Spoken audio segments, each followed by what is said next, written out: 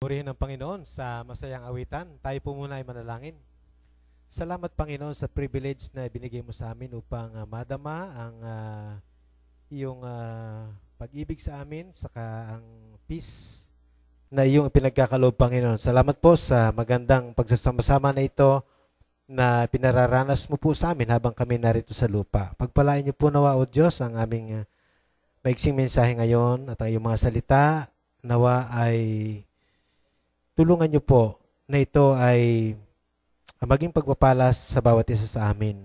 Salamat po sa iyong pakikisama sa amin sa gabing ito at kayo po ay aming kinikilala, tinataas at pinararangalan Panginoon. Ito po ang aming dalangin sa pangalan po na aming tagapagligtas na si Jesus. Amen.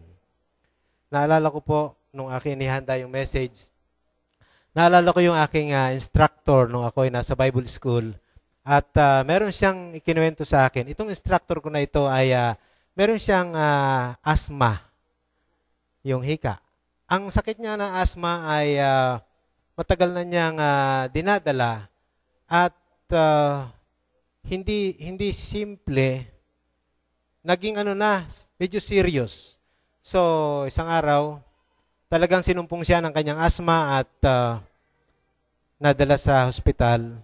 Palagay ko, kaugnay noon yung ikinuwento niya sa akin. At sabi niya, siya ay nakarating sa isang lugar na napakaganda. At ang kanyang dinadaanan ay magagandang bulaklak.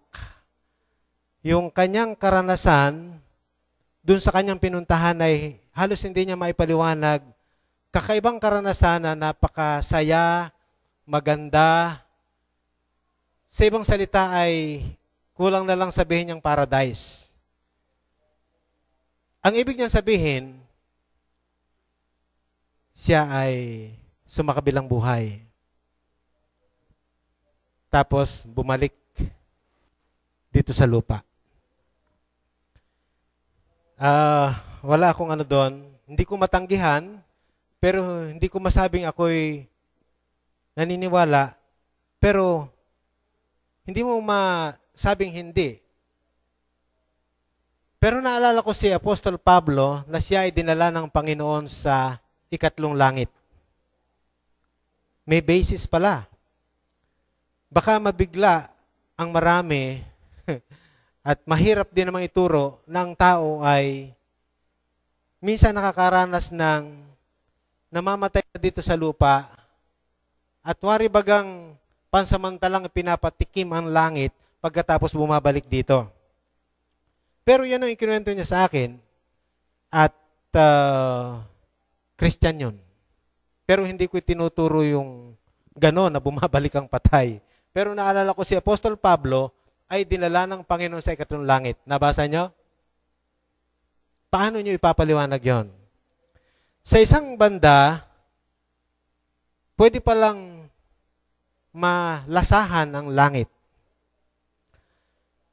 Sa paanong paraan, katulad ng sinasabi ng ating paksa, Christian Fellowship, a foretaste of heaven. Diba? Heaven. Heaven is a perfect place. There is no sin, there is no cemetery, no hospital, no tears, no sorrows. 100% perfect, happy, a happy place. Heaven. Perfect place. Walang kapintasan, no complaint. That is heaven. A taste of heaven. Pwede mong malasahan. Pag tumitikim ka ng cake, di mo naman kinakain ng buo, tikim lang. So, yun ang ibig sabihin na while we are here on earth, you can taste heaven. How?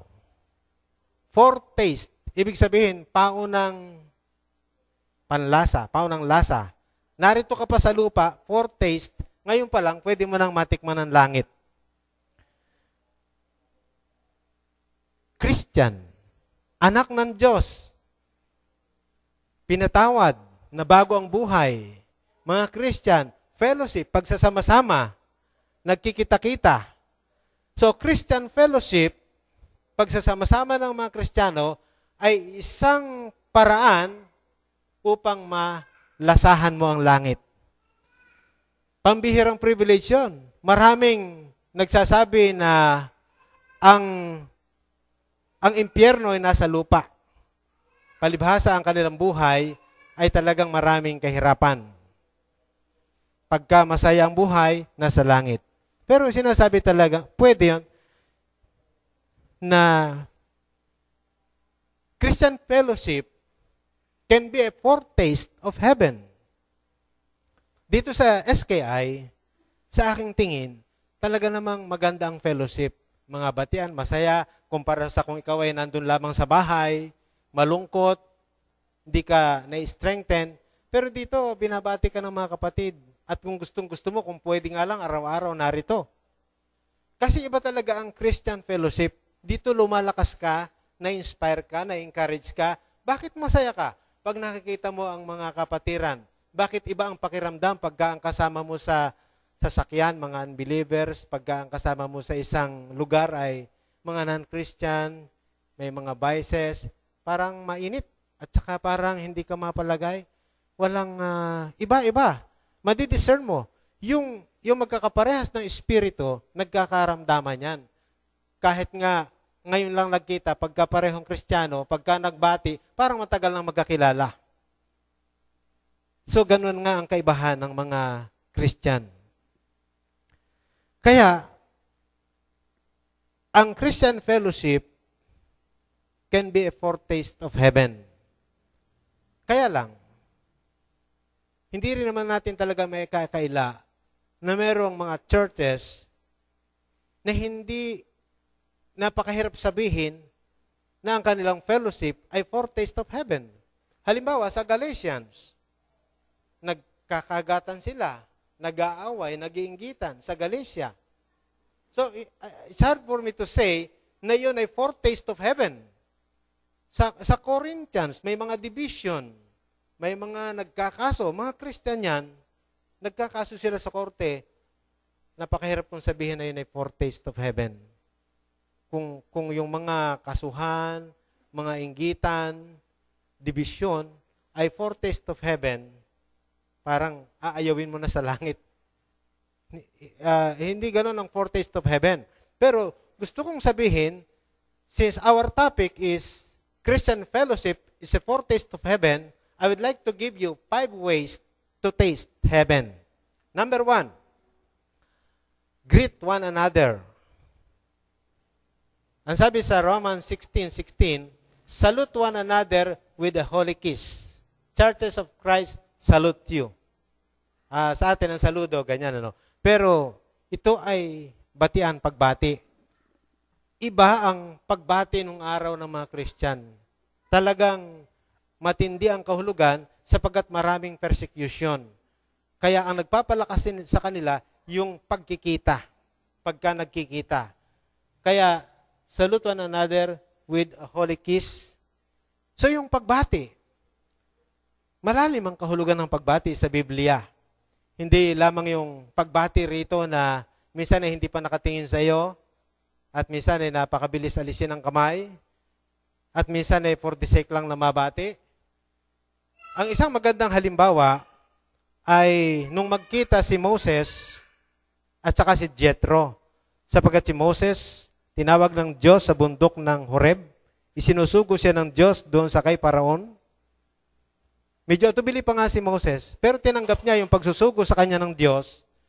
At bago pumunta si Moses doon sa Egypt, bago siya bumalik doon, sapagkat siya nagpunta sa Madian, tumakas siya sa Egypt, nagpaalam siya sa kanyang biyanan na si Jethro.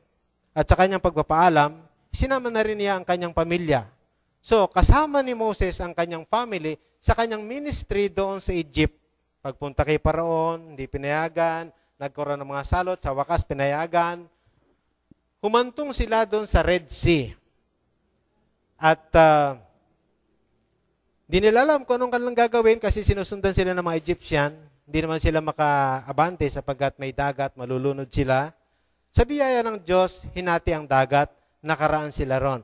Napakalaking pagkaranasan sa kapangyarihan ng Diyos. At marami pang mga pagsubok na naranasan si Moses. Maraming pinagdaanan. Maraming ginawa ang Diyos sa kanyang buhay. At nagkampo sila sa Rephidim at saka meron pa yatang pinuntahan. Pinauwi palagay ko ni Moses si Sipora saka yung kanyang anak. Nung makauwi si Sipora, sa tingin ko lang kasi ina-analyze ko, kasi paano mababalitaan ni Jethro? Nabalitaan ni Jethro yung biyanan ni Moses, yung ginawa ng Diyos kay Moses. Yung mga dakilang bagay na ginawa ng Diyos kay Moses, katulad ng dumaan sila sa dagat, nabalitaan ni Jethro. Paano makakarating yung balita from hanggang doon sa Madian, mula doon sa ilang? So tinitingnan ko, ang naghatid ng balita ay si Sipora sa aking analysis. At pagkatapos nung malaman ni Jethro, yung mga ginawa ng Diyos kay Moses, through Sipora, nag-decide na pumunta si Jethro kasama yung family ni Moses at pumunta sila ron sa pinagkakampuhan ni Moses at doon ay nagbatian sila. Nag-greet. At sa kanilang pagbabatian, nagkumustahan, masaya, ikinuwento ni Moses ang mga ginawa ng Diyos sa kanyang buhay, sa kanyang biyanan. Doon, malalim ang kahulugan ng pagbabatian, kumustahan, istoryahan ng mga ginawa ng Diyos sa buhay. Kaya mahalaga sa mga Kristiyano, halimbawa, nagkita kami ni Fred, ikukwento ko yung ginawa ng Diyos sa buhay ko, sa kanya, ikukwento rin niya sa akin yung ginawa ng Diyos sa buhay niya. Iyon ang napakaganda. Pero malimit, hindi humahantong sa ganong kwentuhan sapagkat sa iba-iba napupunta ang kwentuhan. Hindi talaga yung sa one-on-one. Ganon si Moses at sa kanyang biyanan, nagkwentuhan sila, nagkumustahan sila, nagbatian sila, at iyon parang heaven. Gumagaan. Ang kagalakan pag isinyer, nadodobol. Ang problema pag isinyer, nahahati. Di ba? Greet one another. Salute one another with a holy kiss. Kaya makikita natin dito na to taste heaven is to greet one another with sincerity. Hindi nagmamadali. Paano kaya yung mangyayari na naunawaan ko naman dito kasi siyempre pauwi na, maubusan na sasakyan. Pero sana magkaroon ng mga special instances na talagang ma-share mo yung ginawa ng Diyos sa buhay mo. O minsan, may tumatawag sa akin sa telephone, isinishare yung yung blessing ng Panginoon sa kanya. So, maganda. That is one way to taste heaven. Ganon. So, number 2. Regard one another as more important. Ang verse niyan ay makita natin sa Philippians 2:3. Baka yan. Don't be selfish. Don't try to impress others. Be humble, thinking of others as better than yourself. Kahirap nito. By nature, mayabang talaga tayo. Ayaw natin ang matatapakan, ayaw natin ang mahihigitan. Malungkot tayo pag nahihigitan tayo eh. Yun ang nature nga nung kasalanan eh. Kahit sa mga mga kwentuhan. Basta, temptation nyo, naisipin mo na mas mahalaga ka kaysa iba.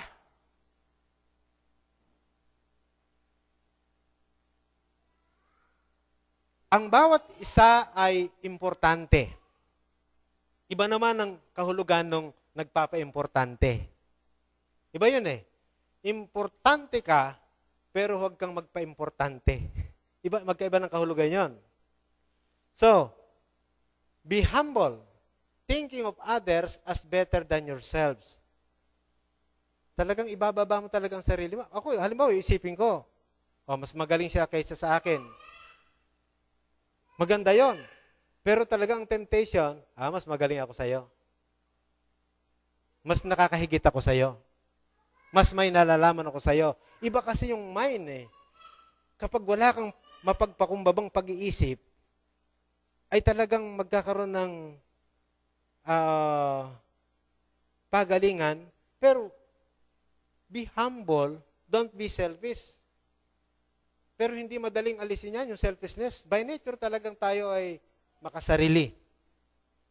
Don't try to impress others. Weakness natin yan.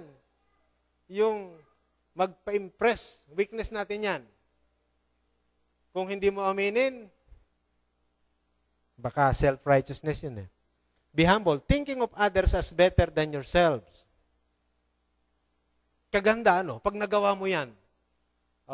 Mayroong mga mag-asawa, ang iniisip ng iba, mas nakakahigit siya, mas mahalaga siya. At, pero mas magandang iisipin mo, mas mahalaga yung asawa mo kaysa sa'yo. Isipin din niya, mas mahalaga ka kaysa kanya.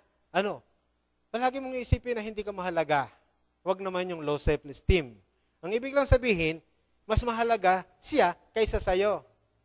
So, walang problema. Nag-iisip ako ng halimbawa dito. Yung mga parte ng katawan natin, may paa, may kamay, may mata, may tenga. Alin ang pinakamahalaga? Ako, kung iisipin ko, yung heart, kasi pag wala kang puso, patay ka. Pero pwede kang mawala ng 2 kamay, buhay ka. O kaya, brain. Kung wala kang brain, patay ka rin. Mas mahalaga kaysa tenga o sa paa. Kasi maputulang ka man ng paa, buhay ka pa rin. Parang ganon. Pero hindi kasi ganon eh. We as part of the body of Christ, isipin natin, mas mahalaga ang iyong kapatid kaysa iyo. Kaya mo? Kaya mo yan. Pagka ganon, yung parang mas pinapahalagahan mo ngayong kapatid kaysa iyo, kaganda. Pero pag iniisip mo na mas mahalaga ka kaysa kanya, hindi. Kasi laging magpapataasan yan eh. Ngayon, ang ating paksa ay a Christian fellowship is a foretaste of heaven. Pag kasi yung mapagpakumbaba ang pag-iisip, huwag mong isipin na kung wala ka, hindi tatakbong ministry.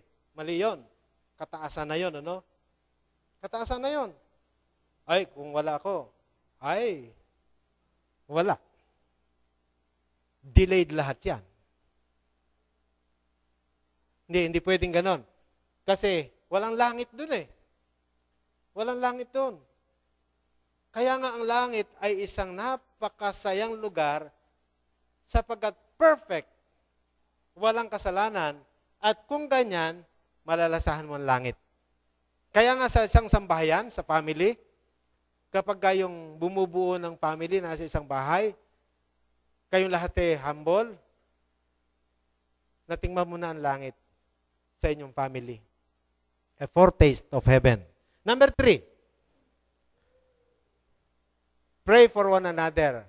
Ayan, ang verse niyan, James 5:16, confess your sins to each other and pray for each other so that you may be healed. The earnest prayer of a righteous person has great power and produces wonderful results. Napakasarap. Minsan may nagsabi sa akin, Pastor, lagi kitang ipinagpipray. O di, ang ganda ng pakiramdam. Ang ganda ng feeling. Tapos sabihin mo rin dun sa kapatid mo, kung talagang ipinagpipray mo siya, sabihin mo, I'm praying for you. Yung ganon, malalasahan mo talaga yung heaven. Hindi buo, hindi kain. Iba ang tikim ng cake kaysa kumain ka ng cake. Yung tikim, konti lang yon. Hindi pa talaga yan. Kaya kung nararanasan ninyo ang kasarapan ng Christian life dito sa lupa, how much more in heaven. Kaya talagang gusto mo talagang umakyat sa langit. Pero pag ang church ay nagkakagulo, nako, ito ba yung heaven? Hindi ganito, ang ibang panlasa ko dito, parang, ibang ganon. So, pray for one another. Magdalanginan. Ilan ba ang inyong ipinapanalangin ng mga kapatid sa Panginoon? Siyempre, pinag-pray nyo yun sa inyong pamilya, pero meron din ba kayong ipinag-pray ng mga kapatid sa Panginoon? Meron ba kayong prayer partner, kapanalanginan? Kailangan yun eh. Ino-honor din ng Panginoon yung panalangin mo, prayer of a righteous person, ino-honor ng Panginoon. Number 4. Okay. Forgive each other. Yan, Ephesians 4:32. Instead, be kind to each other. Maging mabait. Alam naman ninyo ibig sabihin ng mabaitan, ha? Tender-hearted. Forgiving one another, just as God through Christ has forgiven you. Kung nahihirapan kang magpatawad, isipin mo na lang yung mga kasalanan mo na pinatawad ng Diyos. Isipin mo yon. Kasi yung kasalanan ay kinagagalit mo sa ibang tao, baka naman kasalanan mo din yon. Kung may napagsalitaan kang hindi maganda, pagpasensya mo na kasi baka ikaw nakapagsalita rin ng hindi maganda. Patas lang.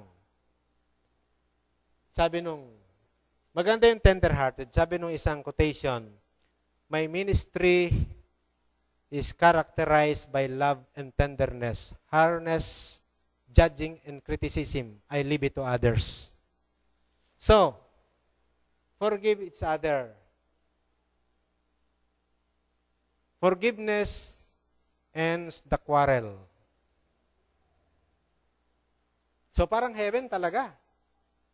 You can taste heaven pag gaganyan. Number 5, last. Care for one another. This makes for harmony among the members so that all the members care for each other. 1 Corinthians 12:25. All the members care for each other. Halimbawa, itong gitara, halimbawa sinabi ko, take best care of the guitar. Iingatan mo yan, baka mabunggo, baka mabagsak, baka madumihan, huwag mong pababayaan yan. Yun ang ibig sabihin ng care. I-care mo, babalutin. Ngayon, sa ating buhay, care for one another. Iingatan mo yung mga kapatid mo, baka may stumble sa'yo. Ingatan mo, baka may masabi kang hindi maganda. Protektahan mo siya, bantayan mo siya. Iyon ang ibig sabihin ng care. Papasok na din talaga dyan yung love. Aalalahanin mo siya. Kung hindi siya umaaten, kukumustahin mo siya. Hindi mo hatulan. Care for one another. Pag merong caring, nalalasahan yung langit. Sino ang kapatid mo sa Panginoon, bukod sa iyong mahal sa buhay, na naaalala mo, na kinikare mo? Naaalala mo siya, bakit kaya siya hindi umaten? Bakit kaya siya nagkasakit? Naaalala mo siya, baka siya manghina. Naalala mo siya, ano kaya ang kailangan niya. Basta naalala mo, yun, yung care. Hindi lang yung sarili mo. Bukod sa sarili mo, bukod sa iyong mga mahal sa buhay, meron ka pang mga kapatid sa Panginoon na kinikare mo. Isipin mo, baka may tutulong ka sa kanya, baka may problema. So, care for one another. Pag ganito, alam nyo, napakaganda ng magandang fellowship. Meron akong nabasang isang aklat. Ang author ay napakahirap tumanggap sa Panginoon. Ang author ay maargumento siya eh. Mapilosopo pa siguro yung author na ito. Nagagalit siya sa mga Christian. Pero may nagwi-witness sa kanya. Pero binabaliwala niya. Pero itong author na ito, pag nakikita niya yung mga believers dun sa campus, bakit masasaya sila? Nagtataka siya, bakit masasaya yung mga Christian pagka nagkikita-kita? Hindi niya yun mapaglabanan. Kaya, hindi siya makatiis, in-entertain na rin niya yung Word of God. Yun pala, si Jesus Christ ang dahilan. Kaya ang ganda ng kanilang fellowship.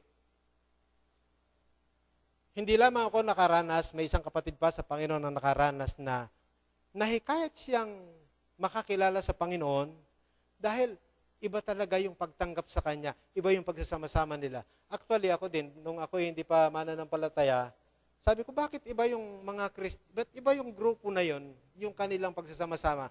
Bakit iba? Na-feel ko, parang sincere sila, makalapit nga.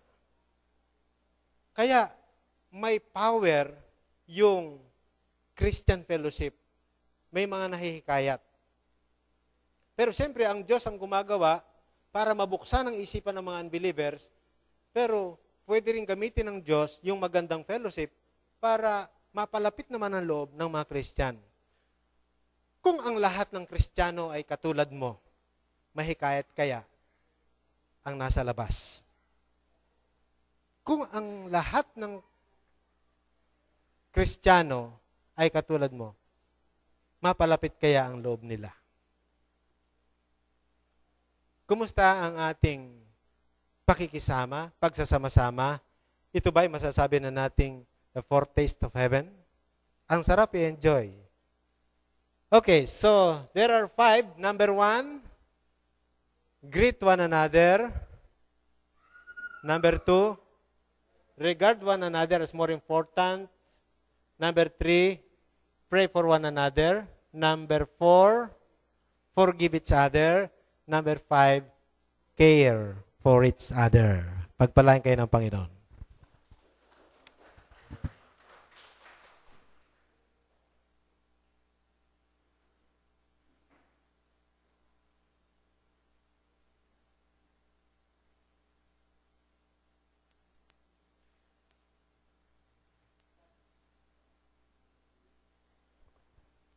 Tumayo po tayong lahat para po sa pagtugon sa salita ng Panginoon.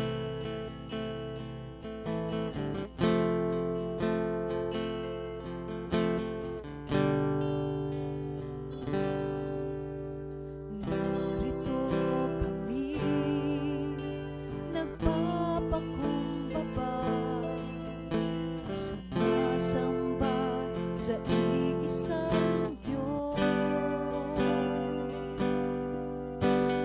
Hinahanap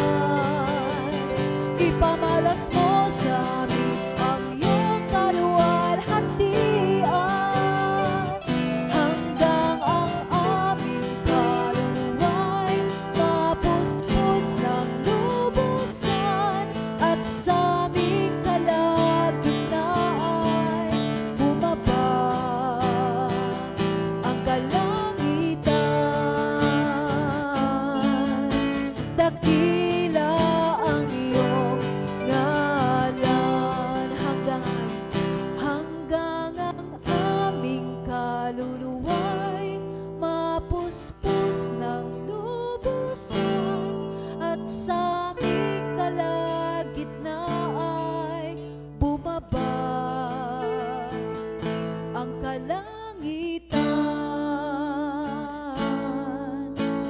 dakila ang iyong ngalan. Amen. Makakaupo na po tayo lahat.